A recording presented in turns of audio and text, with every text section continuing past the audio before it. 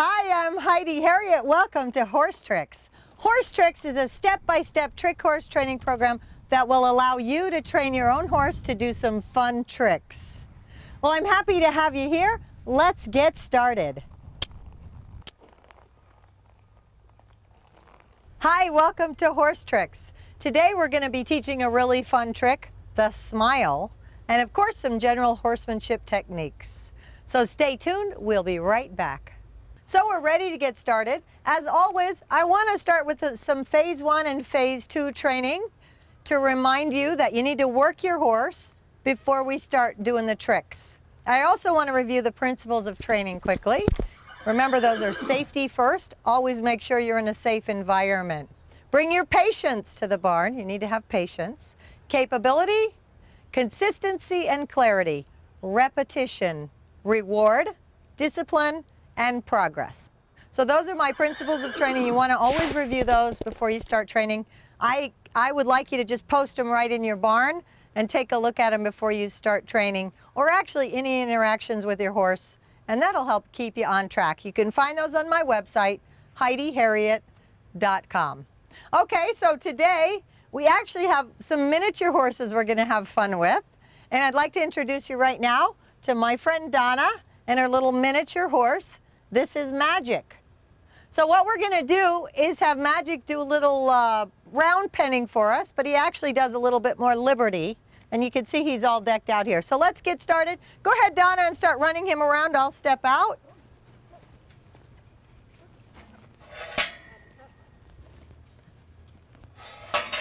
Now, as I was saying, Magic is a miniature horse. This little guy is actually fully grown. He will not get any taller. He's about 28 inches high. He is a little stallion, and Magic is a feisty little horse. The miniature horses actually have the same breed characteristics as the full-size horses, just in miniature. So for example, Magic is really like a little miniature Arabian, kind of a fine-boned little horse. And you can see he's feeling pretty good here today. But he is pretty feisty. I'd consider him a hot-blooded horse. And on top of that, he's a stallion. Donna has a nice, easy way with him. I've been around them this summer, so I've watched Donna work with him. One of the things about Magic that I really push Donna on and try to encourage her to work on is that Magic has very much stallion tendencies. He likes to whinny anytime the other horses go by and get up on his hind legs and get all ferocious. And I'm always encouraging Donna to give him some grief about that. Say, quit, or no. And here's why. He's a miniature horse, so he's not really doing a lot of harm. But if he were a full-size horse and he were acting like that, it'd be a very dangerous situation. So the way I view training and working with horses, it shouldn't matter what the size of the horse, they should still behave properly. Now, he's a beautiful little horse, and Donna does a really nice job with him. He does actually a little liberty act. And, but I'm always trying to work on his barn manners because, again, their foundation has to be really strong and in place. Oh, now, Donna's going to turn him around and send him back because he actually turned the wrong direction. Unless we are actually training something where we encourage them to turn away from us, every time these horses turn in the round pen and lunging, we're going to ask them to turn towards us like that. We want to see their head, their eyes come towards us. When a horse turns and you see his back end and his feet, that's not a good sign, and it's not a safe position to be in. So when we change the ring, change the round pen, we want him to turn towards us just like that. Very nice. Now, Magic's wearing a little harness. Now, this is something we'll get into a little bit more as we move along in our episodes. This is actually a harness I use for all of the training I do with my horses in the phase 2 training. Once I have them where they round pen and lunge and do that type of stuff, we actually put this little harness on. And Donna, I'm going to have you line them up. And if you'll hold on to them for a second. So this little harness, the beauty of a harness like this is a little liberty harness. Some people equate it to a bidding harness. And if you'll just stand him sideways a little bit. So we have the surcingle. Here on my toe, Magic. We have the crupper. And then we have side checks. Magic has a gorgeous mane. We have a nice side check. And we have a bridle with just a snaffle bit. Now what's great about this type of harness for the type of work I do, but I would argue anybody would benefit from this type of harness. One, it allows you to teach collection without the use of your hands. Even the best rider, we're going to have a tendency to move a little bit. When we're using a harness like this, it gives us a chance to give them a little collection, and we start out with a pretty long rubbery check. But it allows us to find their set. They get to set themselves as they're trotting around the ring. And what we're looking for in some of the work I do, especially with the Liberty and the dancing horses, I want their carriage to they want to get underneath themselves, especially the dancing horse. And this allows us to teach them that and get the collection without actually having to pull on them. It's very consistent. It's a very nice way to start. Now, the reason the crupper is important is because if they're pulling a lot or giving a lot of grief to those checks, it's pulling all the way through their body. So again, it's helping set the whole carriage of the horse as they're moving. So this is a little harness. Magic's got on his show harness because he's going to be a performer soon. He's auditioning every chance he gets. But it's our training harnesses are exactly like that. So in my routine, I start with phase 1, the general manners and behaviors. And then I move into phase 2. As I said, I do round penning, lunging, the back up, pivots, and flexing. And then we go right into this harness. So this is a great way to start your horse. And we're going to get into the harness a little bit more in future episodes. So just as we're standing here and I'm talking about the harness, Magic is actually moving around quite a bit, not necessarily behaving himself. He's not completely out of line. But as Donna knows, I've encouraged her over the summer to really kind of get on his case a little bit. And one thing, if you don't really want to jerk on their mouth a lot with their bit, when we're practicing with this harness, we always leave our halter on. That way we can actually hook into the halter, and if you need to put a little curb on there under their chin, you can do that, and you're not really pulling on their mouth a lot. But what I tell her is to give them a little tug and say, quit. Be stern with that. You're not hurting the horse at all by you being loud and forceful with your voice. It's very important. It's better, you can always back down, but it's better than quit. That, they just get numb to that. You're better off to give them a nice tug and say, quit, knock it off, get over. Because he just dances around. So right now, Donna, I want you to, there you go, good, quit. Now turn him around and make him stand like a gentleman. Good, ho, ho. Whoa. Ho, whoa. That's horse talk for stop. Okay. Now I want to bring in one of Donna's other minis, so go ahead and switch here. Magic's going to go out, and we're going to bring in another little horse named Champ. Now, for those of you who don't know about miniature horses, I believe to show the miniature horses particularly, they have to be 34 inches or under, because people think they're just small ponies. I find there really is a difference in their temperaments. I actually have 3 miniatures that I work with. They do tricks and they do a little Liberty display. And I find their temperaments to be better than ponies, and also just their general conformation. They have a much more scaled down version of the full-size horse. So this is Champ. Now Champ is a new little horse that Donna hasn't spent a lot of time with, and I'm going to go out again, but she's just going to round pen Champ here and just get him comfortable, because again, we always want to work the horses before we start doing tricks with them. It's important that they expend their energy and that they're paying attention to you. Now you can see his Champ's running around, and I'll go out here. He has one ear up, one ear down. He's a nervous Nelly, Champ. He's a nice little horse, but he really doesn't know a lot. Champ was pasture bred, so it takes a little while for him to get comfortable with things, but he's a real sweet little guy. And Donna, again, has a nice, easy way. I'd like to see Donna be a little more forceful with the little stallion, because if he were a full-size horse, he would be a handful. Okay, good. Donna's going to push him back around. Good. Just make him go back the other way, whatever that takes. And then when you call him to you, you want to, we say change. You want to get their eye looking at you and get around. Oh, he's feeling good. Excellent. So he's getting a little more comfortable out here. Here, change. Here, change. Good. All right. And see if you can, when you get back here, call him to you or from the side there. Whoa here. Whoa here. Oh, good. Try again. Good. Here. Whoa, here. Good. Now what she's doing is just keeping him here. Good boy. Here. Now that we don't want. When they stop and eat grass, that's just a disrespectful thing. So I'm going to encourage Donna to just try to keep him in this area and call him to her. Good. Now snap your whip a little bit, Donna. Good. As soon as he stops, don't be afraid to snap up and down and say, whoa. Whoa. A nice turn. Whoa. Ho. Hop. Good. We don't want him eating grass. He needs to stop. Whoa. Good. And stand there. Whoa. Good. Ho. Good.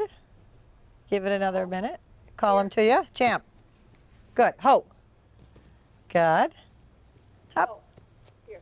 Ho. Ho. And having a round pen with grass is a real challenge. Ho.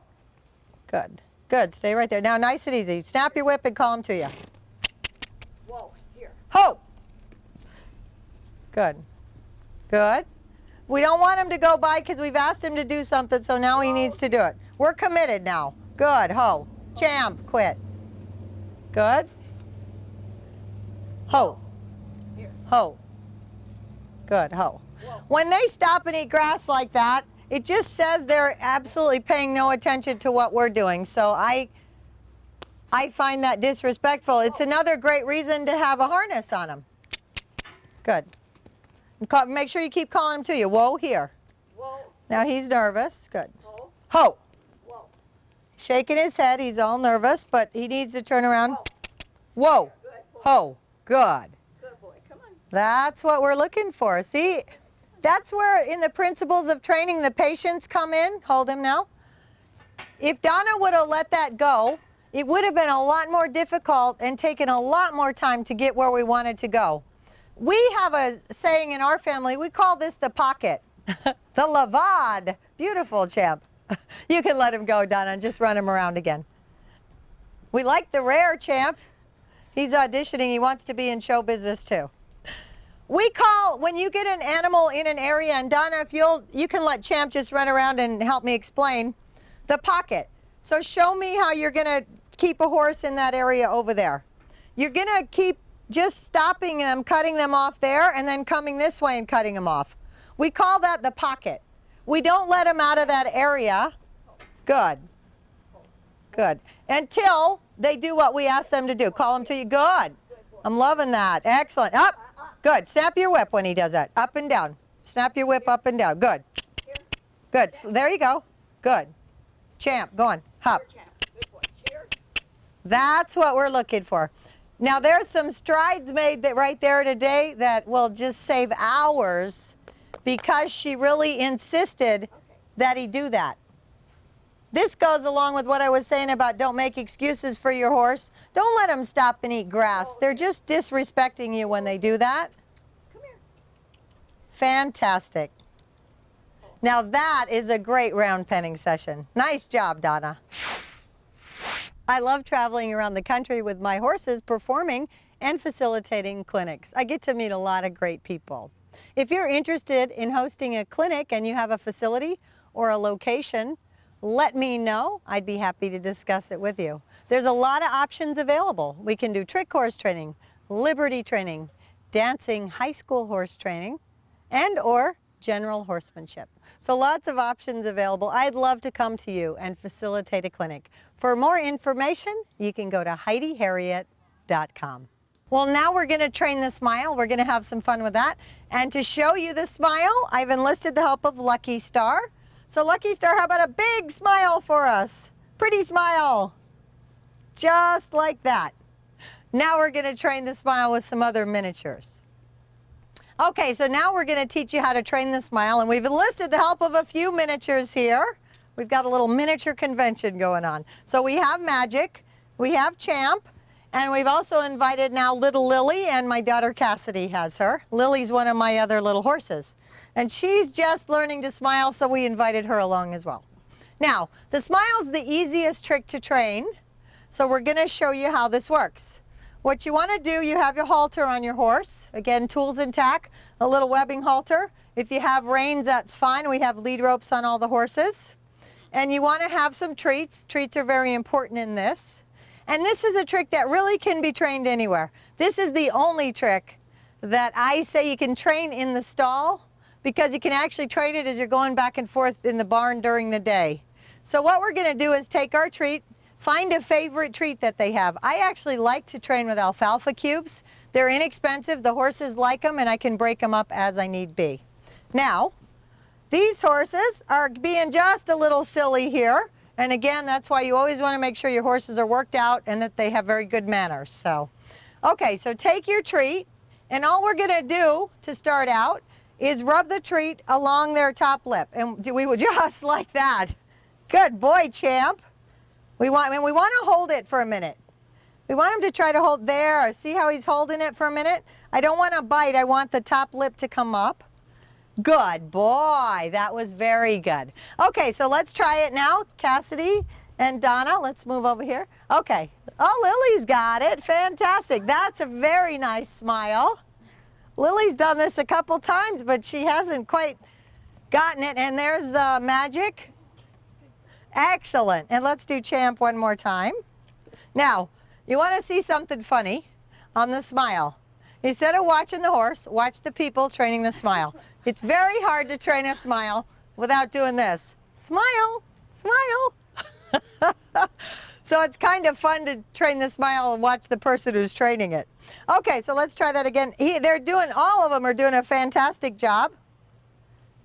Now again, you've heard me say often that I don't want you to use treats as a beg. This is one trick where I actually use the treats to train. It gets trained pretty quickly, and then we're gonna stop using the treats. So as soon as we come back, we're gonna tell you how to do that. As I was saying, we train with a treat. We never wanna use the treats as a beg, but we're training with the treat, and then we're gonna get rid of the treat slowly, because this trick gets trained very quickly. This is something, again, you can do throughout the day when you're in the barn. You'll find your horse smiling at you every time you go by. What we wanna do is get to the point, we're always picking their head up a little bit, because we like the smile to be up in the air. So as we're training them, we're pulling their head up, but not the whole body, Champ, just the head. Champ wants to be a hind leg horse, I can tell. So we're holding their head up a little bit. We're asking them to smile. And what you want to do, the smile cue ends up being like this. You can go like that, smile. And when they're really good, like Lucky Star, and you don't have to hold their halter, you can do it with this hand as well. So my cue for Lucky Star is to say smile. You can even hold your little whip and do that as well. And that's what you're looking for on the finish cue. Now again, this is an easy trick to train. Be careful with the treats. Use them to start out, but you're gonna start weaning them off the treats really quickly, because they're gonna get the idea pretty fast. This is a trick you can have a lot of fun with. And actually you can get to the point where your horse can talk for you. You just kind of play with the smile a little bit and you get a little talking going on. Just like that. All right, well, that's the smile. We hope you have a lot of fun with that. I hope you're enjoying the show. You can learn a lot more about my horses, myself, and my training program by going to my website, HeidiHerriott.com. On there, you can view past episodes of Horsetrix, download training manuals, find out about my upcoming appearances, book a clinic or show, and lots more. Again, that's HeidiHerriott.com. Stay tuned for more Horsetrix. I love traveling around the country with my horses, performing and facilitating clinics. I get to meet a lot of great people. If you're interested in hosting a clinic and you have a facility or a location, let me know. I'd be happy to discuss it with you. There's a lot of options available. We can do trick horse training, liberty training, dancing, high school horse training, and or general horsemanship. So lots of options available. I'd love to come to you and facilitate a clinic. For more information, you can go to HeidiHerriott.com. Today's training tip is creating a routine. If you followed along in the Horsetrix series, you've probably got a repertoire of tricks at this point. So what we want to do now is put those into a routine. It's important because we're going to use the anticipation in our favor. So you want to create a routine. First, you're going to start with a trick you've just learned and go ahead and practice that. Then put that into the routine at the end and practice all your tricks in order. If you start to encounter problems with one of the tricks, what you want to do is just keep going with that and end on a high note with that particular trick, but keep the routine moving. When you're done with the routine, you can go back and actually work on that trick. Again, this helps with the anticipation being in your favor, and later on in future episodes, we'll come back and talk to you about how to take the anticipation out of it. So we want to set you up for success here in creating a routine. Coming up on our next episode of Horsetrix, we're going to show you a scenario where more than one family member works with the same horse. Also making sure the kids have a great foundation working with horses. And the trick we'll be training is the pickup with the mouth. All this and more on the next episode of Horsetrix. Well, I'm glad you were able to be with us today. Thank you for allowing me to be a part of your horse training journey. Join us next time. And remember, happiness is horses.